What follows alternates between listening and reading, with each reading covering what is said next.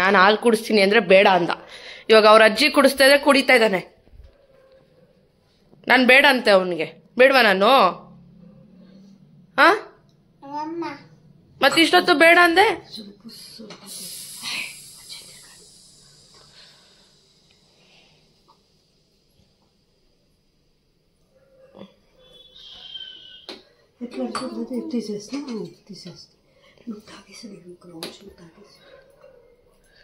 ಯದುವೀರ್ಗೆ egg ಮಾಡಿದಿರತ್ತೆ.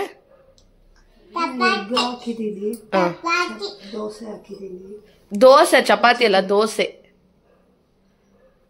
ದೋಸೆಯನ್ನು ತರಕಾರಿ ಹಾಕಿ ಪೊಂಗಲ್ ತರ ಮಾಡಿ ಕುಕ್ಕರ್ ಉಚ್ಚಿ ದೊಗೆ ಗುಟ್ಗುಟ್ಟಾಗಿ ದೊಗೆ. ಹಾಯ್, ಹಲೋ, ನಮಸ್ಕಾರ ಎಲ್ರಿಗೂ. ಹೇಗಿದ್ದೀರಾ? ಎಲ್ಲರೂ ಚೆನ್ನಾಗಿದ್ದೀರಾ ಅಂತ ಅನ್ಕೊಳ್ತಾ ಇವತ್ತಿನ ವ್ಲಾಗ್ನ ಶುರು ಮಾಡ್ತಾ ಇದ್ದೀನಿ. ಮಾರ್ನಿಂಗ್ ನೋಡಿದ್ರಲ್ಲ, ನಾನು ಕೆಳಗಡೆ ಎದ್ದು ಬರೋ ಅಷ್ಟರಲ್ಲೇ ಆಲ್ರೆಡಿ ನಮ್ಮತ್ತೆ ಯದುವೀರ್ಗೆ ಹಾಲು ಕುಡಿಸ್ತಾ ಇದ್ರು. ಈ ನಡುವೆ ನನ್ನ ಜೊತೆ ಸ್ವಲ್ಪ ಅಟ್ಯಾಚ್ಮೆಂಟ್ ಕಮ್ಮಿ ಆಗ್ತಾ ಇದೆ. ಅವನಿಗೆ ಅವ್ರ ಅಜ್ಜಿ ಜೊತೆ ಅಟ್ಯಾಚ್ಮೆಂಟ್ ಜಾಸ್ತಿ ಆಗ್ತಿದೆ. ಯಾಕಂದರೆ ಅವನಿಗೆ ತಿನ್ಸೋದು ಎಲ್ಲ ಪಾಪ ನಮ್ಮ ಅತ್ತೆನೇ ಮಾಡ್ತಾ ಇದ್ದಾರೆ. ಸೊ ನಾನು ಕೂಡ ರೆಡಿ ಆಗಿಬಿಟ್ಟು ರ್ಯಾಪಿಡೋ ಬುಕ್ ಮಾಡಿಕೊಂಡು ಇವಾಗ ನಾನು ಮೆಟ್ರೋ ಸ್ಟೇಷನ್ ಹತ್ರ ಹೋಗ್ತಾ ಇದ್ದೀನಿ. ಅಲ್ಲಿಂದ ಸೈಡ್ಗೆ ಹೋಗಿ ಈ ಗಜಿಬೋ ಅಂತ ಏನು ಮಾಡ್ತಾ ಇದೀವಲ್ಲ, ಸೊ ಇದು ಕೆಲವೊಂದು ಮೆಷರ್ಮೆಂಟ್ಸು, ಗ್ರಾನೈಟ್ ಬರುವಂಥ ಪ್ಯಾಟ್ರನ್ನು ಅದೆಲ್ಲ ಅವ್ರು ಕೊಡಬೇಕಾಗಿತ್ತು. ಸೊ ಅದನ್ನೆಲ್ಲ ಕೊಟ್ಟು ನೆಕ್ಸ್ಟ್ ಅದ್ರ ಪಕ್ಕದಲ್ಲೇ ಒಂದು ರೆನೋವೇಷನ್ ಮಾಡ್ತಾ ಇದ್ದೀವಿ, ವಾಸ್ತುಗೆ ಕನ್ವರ್ಟ್ ಮಾಡ್ತಾ ಇದ್ದೀವಿ ಈ ಒಂದು ವಿಲ್ಲಾ. ಸೊ ಇದು ಬಂದ್ಬಿಟ್ಟು ಅವರು ಎಕ್ಸ್ಪರಿಮೆಂಟ್ ಮಾಡಿದ್ದು ಸ್ಟಾರ್ಟಿಂಗ್ ಈ ಈಗಲ್ಟನ್ ರೆಸಾರ್ಟಲ್ಲಿ. ಇದು ಸ್ಯಾಂಪಲ್ ಆಗಿ ಅವ್ರಿಗೆ ಮಾಡೆಲ್ ಮಾಡಿ ಕೊಟ್ಟಿದ್ರು. ಸೊ ಇದು ವಾಸ್ತುಗಿರಲಿಲ್ಲ, ಕಂಪ್ಲೀಟಾಗಿ ಇದನ್ನು ವಾಸ್ತುಗೆ ಚೇಂಜ್ ಮಾಡ್ತಾ ಇದ್ದೀವಿ. ಇದರಲ್ಲಿ 2 ವಿಲ್ಲಾಸ್ ಇದೆ. ಸೊ ಸೇಮ್ ಫ್ಯಾಮಿಲಿ ಇರ್ತಾ ಇರೋದು. 1 ವಿಲ್ಲಾ ಫಸ್ಟು ಅವ್ರಿಗೆ ರಿನೋವೇಟ್ ಮಾಡಿ ಅವರು ಅಲ್ಲಿಗೆ ಶಿಫ್ಟ್ ಆಗಿ ನಂತರ ಇನ್ನೊಂದು ಈ ಕಡೆ ಇರೋವಂಥ ವಿಲ್ಲಾ ಮಾಡ್ತಾ ಇದ್ದೀವಿ. ಆ ಮನೆಗೆ ಶಿಫ್ಟ್ ಆದಮೇಲೆ ಅವರ ಪ್ರೋಗ್ರೆಸ್ಸು ಹೇಗೆ ನಡೀತಾ ಇದೆ ಅಂತ ಅವರು ಹೇಳಿದಾಗ ಮೀಟಿಂಗ್ಸಲ್ಲಿ ತುಂಬಾ ಖುಷಿ ಆಗುತ್ತೆ. ಆ್ಯಂಡ್ ನಾನು ಹೊರಗಡೆ ಕೂತ್ಕೊಂಡು ಸ್ವಲ್ಪ ಹೊತ್ತು ರೆಸ್ಟ್ ಮಾಡ್ತಾ ಇದ್ದೆ. ನೋಡಿ, ನಾವು ಹ್ಯಾಂಡ್ ಓವರ್ ಮಾಡಿರೋವಂಥ ಪ್ರಾಜೆಕ್ಟ್ ಅದು. ಸೊ ಅದ್ರ ಈ ಸೈಡಲ್ಲೇ ಈ ಒಂದು ಬಿಲ್ಡಿಂಗ್ನ ರಿನೋವೇಷನ್ ಮಾಡ್ತಾ ಇದ್ದೀವಿ. ಸೊ ಎಲ್ಲ ಮಾಡ್ತಾ ಇದ್ದಾರೆ. ಸೊ ಟಯರ್ಡ್ ಆಯ್ತು, ಅದಕ್ಕೆ ಸುಮ್ಮನೆ ಬಂದಿದ್ದು ಕೂತಿದ್ದೆ. ಆ್ಯಂಡ್ ಈ ಕಡೆ ವ್ಯೂ ನೋಡಿ, ಸ್ವರ್ಗ. ನನಗಂತೂ ಇಲ್ಲಿಂದ ಹೋಗೋಕ್ಕೆ ಮನಸ್ಸಿರಲ್ಲ. ಸುಮ್ಮನೆ ಇಲ್ಲಿ ಕೂತ್ಕೊಂಡು ಇದ್ಬಿಡೋಣ ಅನಿಸುತ್ತೆ, ಅಷ್ಟು ಚೆನ್ನಾಗಿದೆ. ಮಳೆ ಬರ್ತಾ ಇದ್ರೆ ಅಂತೂ ಹೆಂಗಿರೋದು ಗೊತ್ತಾ? ಯಾವುದಾದ್ರೂ ಕ್ಲಿಪ್ಪಿಂಗ್ ಸಿಕ್ಕಿದ್ರೆ ನಾನು ಹಾಕ್ತೀನಿ. ಅಲ್ಲೂ ಕೆಲಸ ನಡೀತಾ ಇದೆ, ಇಲ್ಲೂ ಕೆಲಸ ನಡೀತಾ ಇದೆ. ನಮ್ಮ MD ಬರ್ತಾರಂತೆ ಇನ್ನೊಂದು 2 ಅವರ್ಸು. ಅವ್ರು ಬರೋವರೆಗೂ ವೆಯ್ಟ್ ಮಾಡಿಬಿಟ್ಟು ಹೊಡ್ತೀನಿ. ಸೊ ಅಷ್ಟೇ ಫ್ರೆಂಡ್ಸ್, ಈ ಥರ ಇರುತ್ತೆ ನೋಡಿ ನನ್ನ ಡೇ. ಇಷ್ಟೊತ್ತು ಮೆಜರ್ಮೆಂಟ್ಸ್ ತೊಗೊಂಡೆ ಎಲ್ಲದೂ, ಮತ್ತು ಏನೇನು ಚೇಂಜಸ್ ಮಾಡಬೇಕು ಅದೆಲ್ಲ ಚೇಂಜಸ್ ಹೇಳಿದೆ ಅಷ್ಟೇ. ಆ್ಯಂಡ್ ಈ ನಡುವೆ ನೋಡಿ, ನನಗೆ ಸ್ಕಿನ್ ಎಲ್ಲ ಗ್ಲೋಯಿ ಆಗ್ತಾಯಿದೆ. ಯಾಕೆ ಹೇಳ್ತೀನಿ, ನಾನು ಒಂದು ಸ್ವಲ್ಪ ದಿವಸ ಹೋಗಲಿ, ನನಗಿನ್ನ ಚೆನ್ನಾಗಿ ವರ್ಕೌಟ್ ಆದರೆ ನಿಮ್ಮ ಜೊತೆ ಎಲ್ಲ ಶೇರ್ ಮಾಡ್ಕೊತೀನಿ. ಓಕೆನಾ?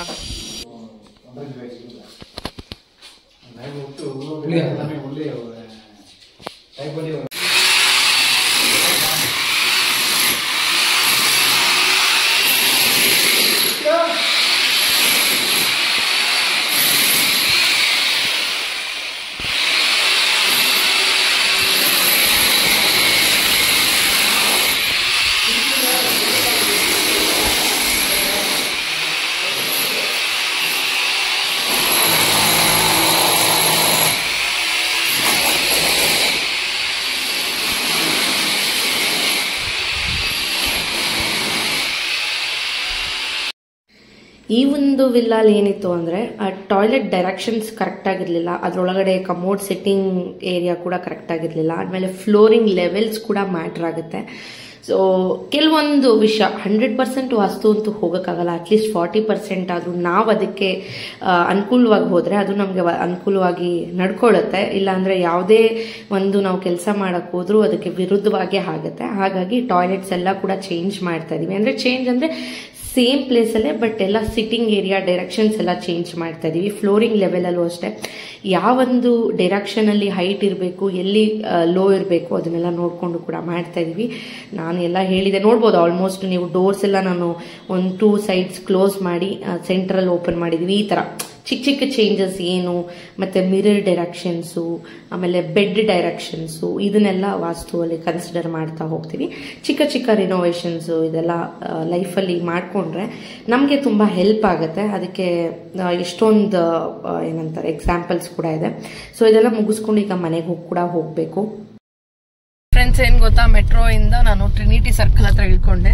ರೂಪೇಶ್ ಕಾರ್ ಸರ್ವಿಸ್ ಕೊಟ್ಟಿದ್ರು, ಬರುವಾಗ ಹಂಗೆ ತಗೊಂಬರೋಣ ಅಂತ ಬಂದ್ರು. ನಾನು ಬೆಳಗ್ಗೆಯಿಂದ ಏನೂ ತಿಂದಿರ್ಲಿಲ್ವಲ್ಲ, ಹಾಗಾಗಿ ಹೊಟ್ಟೆ ಬೇರೆ ಸಿಕ್ಕಾಪಟ್ಟೆ ಹಶ್ವಾಗ್ತಿತ್ತು. ಇಲ್ಲೇ ಇಂದ್ರನಗರ್ ಹತ್ರ ಇರುವಂತಹ ನಂದನಾ ಪ್ಯಾಲೇಸ್ ಹತ್ರಕ್ಕೆ ಬಂದ್ವಿ. Hi Rupesh. Hi Rupesh. Hello. किधर पार्क करना है? पार्किंग. हाँ नंदना जाना है. वालेट पार्किंग है. Thank you.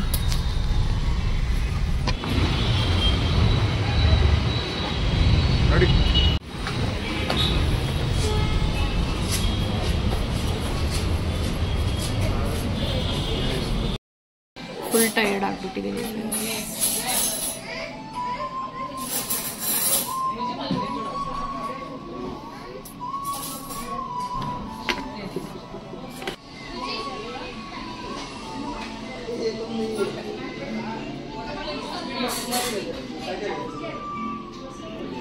ಏನು ಆರ್ಡರ್ ಮಾಡ್ತಾ ಇದ್ಯಾ?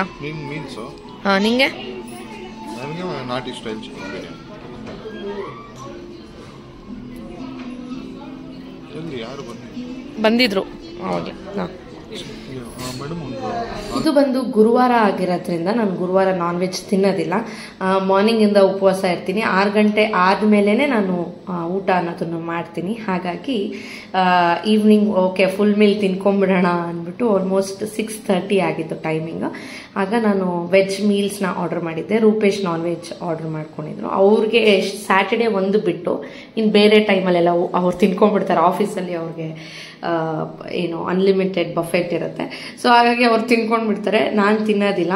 ನಾನು ಮಂಗಳವಾರ ಈ ನಡುವೆ ಬಿಟ್ಟಿದ್ದೀನಿ ಘಾಟಿ ಸುಬ್ರಹ್ಮಣ್ಯನ್ಗೆ. ಸೊ ಗುರುವಾರ ರಾಯರ್ಗೋಸ್ಕರ ಬಿಟ್ಟಿದ್ದೀನಿ, ಹಾಗೆ ಬಾಬಾಗೋಸ್ಕರ ಬಿಟ್ಟಿದ್ದೀನಿ. ಶನಿವಾರ ತಿನ್ನೋದಿಲ್ಲ. ಸೊ ಇಷ್ಟು ದಿವಸ ಬಿಟ್ಟು ಇನ್ನು ಬೇರೆ ದಿವಸ ಅಲ್ಲ. ಸೋಮವಾರ ಕೂಡ ತಿನ್ನೋದಿಲ್ಲ. ಅಕಸ್ಮಾತ್ ನೈಟ್ ಏನಾದರೂ ಜಾಸ್ತಿ ತಿನ್ನಬೇಕು ಅನ್ಸಿದ್ರೆ ಸೋಮವಾರ ಸಂಜೆ ತಿನ್ಬಿಡ್ತೀನಿ 6 ಗಂಟೆ ಆದಮೇಲೆ. ಸೊ ನೋಡ್ಬೋದು ಇಷ್ಟು ವೆರೈಟಿ. ಆದರೆ ಏನು ಗೊತ್ತಾ, ಬೆಳಗ್ಗೆಯಿಂದ ಏನು ತಿಂದಿರಲ್ವಲ್ಲ, ಹಾಗಾಗಿ ತಿನ್ನೋದಕ್ಕೆ ಆಗಲ್ಲ. ನಾನು ಮೀಲ್ಸ್ ತೊಗೊಂಡಿದ್ದು ವೇಸ್ಟ್ ಆಯಿತು ಅನಿಸುತ್ತೆ. ಫಸ್ಟ್ ಟೈಮ್ ಇಟ್ಸ್ಕೊಂಡಿದ್ದು ಇದರಲ್ಲೇ ಕಷ್ಟಪಟ್ಕೊಂಡು ತಿಂದೆ. ಆ್ಯಂಡ್ ಚೆನ್ನಾಗಿತ್ತು ಕೂಡ. ಹಾಗೆಯೇ ನಾವು ಲೈಫಲ್ಲಿ ಎಷ್ಟು ಬ್ಯುಸಿ ಆಗಿಬಿಟ್ವಿ ಅಂದರೆ ನಮಗೆ ಅರ್ಥ ಆಗ್ತಿದೆ, ನಮ್ಗೊಬ್ರಿಗೊಬ್ರು ಟೈಮ್ ಸ್ಪೆಂಡ್ ಮಾಡೋಕ್ಕಾಗ್ತಾ ಇಲ್ಲ ಮುಂಚೆ ಥರ. ನಾವು ಇಬ್ಬರು ಮಾತಾಡ್ಕೋತಾ ಇದ್ವಿ, ನಮ್ಗೆ ಇಷ್ಟೊಂದು ರಿಸ್ಕ್ ಎಲ್ಲ ಬೇಕಾ ಲೈಫಲ್ಲಿ ಅಂತ ರೂಪೇಶ್ ಹತ್ರ ನಾನು ಹೇಳಿದೆ. ಅವ್ರಂದರು, ನೋಡು ನಮಗೆ ನಮ್ಮಪ್ಪ ಅವ್ರ ಆಸ್ತಿ ಇದೆ, ನಿನಗೂ ನಿಮ್ಮ ಅಪ್ಪ ಅವ್ರ ಆಸ್ತಿ ಇದೆ, ಬಟ್ ನಾವು ಯಾವತ್ತೂ ಅದನ್ನು ಯುಟಿಲೈಸ್ ಮಾಡ್ಕೊಂಡಿಲ್ಲ ಇಲ್ಲಿವರೆಗೂ. ನಿಮ್ಮ ತಾಯಿಯವ್ರ ಮನೆ ಕಡೆಯಿಂದ ನೀನು ಏನೂ ತಂದಿಲ್ಲ, ನಾನು ನಮ್ಮ ತಂದೆ ಅಥವಾ ನಮ್ಮ ತಾಯಿ ಅವ್ರ ದುಡ್ಡಲ್ಲಿ ನಾನು ಏನು ಮಾಡಿಲ್ಲ. ಇಬ್ಬರು ಸ್ವಂತವಾಗಿ ದುಡ್ದು ಇಷ್ಟೆಲ್ಲ ಪ್ರೋಗ್ರೆಸ್ ಮಾಡ್ಕೊಳ್ತಾ ಇದ್ವಿ. ಇನ್ನೊಂದು ಸ್ವಲ್ಪ ಕಷ್ಟಪಡೋಣ ನಮ್ಮ ಮಗನಿಗೋಸ್ಕರ ಅಂತೆಲ್ಲ ಹೇಳಿದಾಗ ನನಗೊಂದು ಇನ್ಸ್ಪೈರ್ ಆಗ್ತೀನಿ. ಕರೆಕ್ಟ್, ನಮ್ಮ ಸ್ವಂತ ಕಾಲಲ್ಲಿ ನಾವು ಕಷ್ಟಪಟ್ಟು ದುಡ್ದು ಅದರಲ್ಲಿ ಮಜಾ ಮಾಡೋದಿದೆಯಲ್ಲ, ಅದು ಚಿಕ್ಕದೇ ಆಗಿರ್ಬೋದು, 10 ರೂಪಾಯಿ ಸಂಪಾದನೆ ಮಾಡ್ಬೋದು. ಅದರಲ್ಲಿರೋವಂಥ ನೆಮ್ಮದಿ ಬೇರೆ ಯಾವುದರಲ್ಲೂ ಸಿಗೋದಿಲ್ಲ. ಇದು ಒಂಥರ ಮೆಂಟಾಲಿಟಿ ನಮ್ಮಿಬ್ಬರದೂ ಅಷ್ಟೇ. ಹಾಗಾಗಿನೂ ಅಷ್ಟೇ, ನಾನು ಮುಂಚೆನೇ ಅದೇ ಹೇಳ್ತಾ ಇದ್ದೆ, ರೂಪೇಶ್ ಇದೇ ಥರ ನಾವು ಸ್ವಲ್ಪ ಸೇವಿಂಗ್ಸು ಬಿಸ್ನೆಸ್ಸು ಅಂತ ಒಂದು 5 ವರ್ಷದ ಮುಂಚೆಯಿಂದನೇ ನಾವು ಇದನ್ನೆಲ್ಲ ಮಾಡಿಬಿಟ್ಟಿದ್ರೆ ಇವಾಗ ಬೂಮ್ ಆಗೋಗ್ತಿತ್ತು ಅಂತ ಹೇಳ್ತಾ ಇದ್ದೆ. ಅದಕ್ಕೆ ರೂಪೇಶ್ ಹೇಳ್ತಾ ಇದ್ರು, ಯಾವ ಟೈಮಲ್ಲಿ ಏನಾಗಬೇಕೋ ಅದೇ ಆಗುತ್ತೆ, ಎಲ್ಲ ಟೈಮು ಬಂದೇ ಬರುತ್ತೆ, ಅದಕ್ಕೆ ವೆಯ್ಟ್ ಮಾಡಬೇಕು. ಸೊ ಒಂದು ಗ್ಯಾರೇಜಲ್ಲಿರೋರು ಮಿಲಿಯನಿಯರ್ ಆಗ್ಬೋದು, ಒಂದು ಮಿಲಿಯನರ್ ಗ್ಯಾರೇಜ್ ಬರ್ಬೋದು. ಸೊ ಆ ಥರ ಇರುತ್ತೆ ಜೀವನ ಅನ್ನೋದು. ಸೊ ಎಲ್ಲನೂ ಅಕ್ಸೆಪ್ಟ್ ಮಾಡಬೇಕು, ಕಷ್ಟ ಆದರೂ ಅಕ್ಸೆಪ್ಟ್ ಮಾಡಬೇಕು, ಸುಖ ಆದರೂ ಅಕ್ಸೆಪ್ಟ್ ಮಾಡಬೇಕು. ಬಟ್ ಜೊತೆಯಲ್ಲಿ ಗಂಡ ಹೆಂಡತಿ ನಿಂತು ಕಷ್ಟದಲ್ಲೂ ಒಬ್ರನ್ನೊಬ್ರನ್ನ ಅರ್ಥ ಮಾಡಿಕೊಂಡು ಮುಂದೆ ಹೋದರೆ ಲೈಫ್ ಅನ್ನೋದು ತುಂಬ ಚೆನ್ನಾಗಿರುತ್ತೆ. ಅದಕ್ಕೆ ಎಕ್ಸಾಂಪಲ್ ನಾವಿಬ್ಬರು, ಆಯಿತಾ? ಒಬ್ಬರ ಹತ್ರ 1 ರೂಪಾಯಿ ಇಸ್ಕೊಂಡಿಲ್ಲ. ನಾನು ನಮ್ಮ ತಂದೆ ಹತ್ರನೂ ಅಥವಾ ನಮ್ಮ ತಾಯಿ ಹತ್ರ ನಮ್ಮ ಅತ್ತೆ ಹತ್ರನೂ ಇಲ್ಲಿವರೆಗೂ ಅಷ್ಟೇ ನನ್ನ ಕೈಲ ಆದಷ್ಟು ನಾನು ಹೆಲ್ಪ್ ಮಾಡ್ತೀನಿ, ಬಿಟ್ಟು ಯಾರನ್ನೂ ಕೇಳೋದಿಲ್ಲ. ಆ್ಯಂಡ್ ಎಲ್ಲ ಅವರು ಕಲಿಸ್ಕೊಟ್ಟಿರೋದು, ಅವರು ಹಾಕಿರೋಂಥ ಭಿಕ್ಷೆ ನಮಗೆ ಎಜುಕೇಷನ್ ಎಲ್ಲ ಇದೆಲ್ಲ ಹಾಕಿರೋದಕ್ಕೆ ಇವಾಗ ನಾವು ಹ್ಯಾಪಿಯಾಗಿದ್ದೀವಿ, ನಮ್ಮ ಕಾಲ ಮೇಲೆ ನಾವು ನಿಂತಿದ್ದೀನಿ ಅನ್ನೋದನ್ನು ನಂಬ್ತೀನಿ. ಅದೇ ರೀತಿ ನಮ್ಮ ಅಪ್ಪ ಅಮ್ಮನೂ ಕೂಡ ನಾವು ಚೆನ್ನಾಗಿ ನೋಡ್ಕೊಳ್ಬೇಕು. ಸೊಸೆ ಬಂದು ಹೆಂಡತಿ ಬಂದು ಅಂದಿದ ತಕ್ಷಣ ಅವರ ಅಮ್ಮನ ಬಿಡೋದಾಗಲಿ ಅಥವಾ ಒಳ್ಳೆ ಗಂಡ ಸಿಕ್ಕಿದ್ದಾನೆ ಅಂದಿದ ತಕ್ಷಣ ತವ್ರ ಮನೆಯವ್ರನ್ನ ಬಿಡೋದಾಗಲಿ ಈ ಥರದ್ದು ಮಾಡಬಾರ್ದು ಅಂತ ಹೇಳಕ್ಕೆ ಇಷ್ಟಪಡ್ತೀನಿ. ನಂತರ ಜಾಸ್ತಿ ಮಾತಾಡ್ತಾ ಇದ್ದೀನಿ, ಯಾವುದಾವುದೋ ಮಾತಾಡೋಕ್ಕೂ ಎಲ್ಲೋ ಹೋಗ್ತಾ ಇದೆ ನೋಡಿ, ಹಿಂಗೆ ನನ್ನ ಕತೆ. ಸರಿ, ಇವಾಗ ಮನೆಗೆ ಹೋಗೋಣ. ಬೆಳಗ್ಗೆಯಿಂದ ನೋಡಿಲ್ಲ, ಎದುವಿಲ್ಲ. ಸೊ ಎದುವಿದ್ದು ಸ್ವಲ್ಪ ಕ್ಲಿಪ್ಪಿಂಗ್ಸ್ನ ನಿಮ್ಮ ಜೊತೆ ಶೇರ್ ಮಾಡ್ತೀನಿ, ಓಕೆನಾ?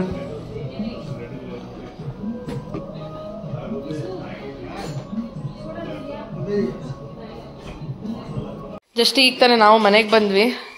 ರೂಪೇಶ್ ಕಾಫಿ ಕೊಟ್ಟೆ ಕುಡಿತಾ ಇದ್ದಾರೆ ನೋಡಿ. ಅವನು ಆ ಬಾಕ್ಸ್ ತಲೆ ಮೇಲೆ ಇಟ್ಕೊಂಡ್ಬಿಟ್ಟು ತರಕಾರಿ ಥರ ಆಟ ಆಡ್ತಾನೆ. ಆಡು ಹೆಂಗೆ.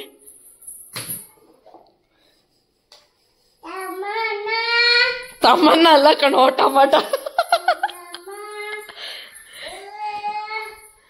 ಏನೇನು ತರಕಾರಿ ಇದೆ ಸರ್? ಏನೇನು ತರಕಾರಿ ಇದೆ ಹೇಳು, ಏನೇನಿದೆ? ಹಾಂ, ಆಮೇಲೆ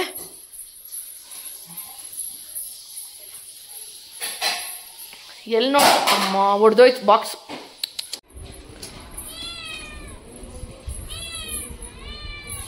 ಹತ್ರ ಹೋಗ್ಬೇಡ, ಓಡೋಗ್ಬಿಡುತ್ತೆ ಹಂಗೆ ಮಾಡಿದ್ರೆ. ಯದುವೀರ್ ಹಂಗೆ ಮಾಡಬಾರ್ದು.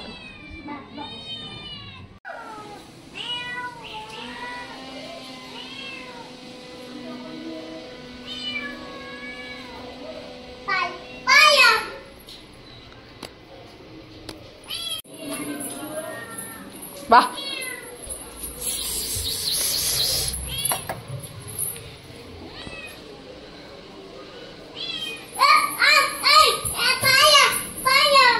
ಪಾಲು ಅಲ್ಲ, ಮಿಲ್ಕ್. ಒಳಗಡೆ ಹೋಗ್ಬೇಡ, ಒಳಗಡೆ ಹೋಗ್ಬೇಡ. ನೋ,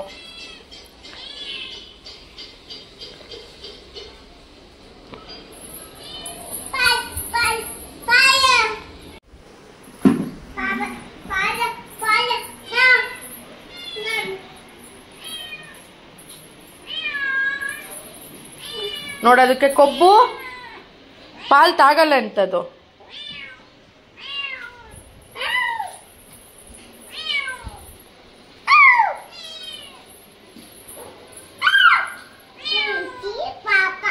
ಹಾ, ಏನದು? ಏನಂತಾರ ಅದನ್ನ? ಏನಿದು? ಕ್ಯಾಟ್ ಹೇಳು. ಕ್ಯಾಟ್.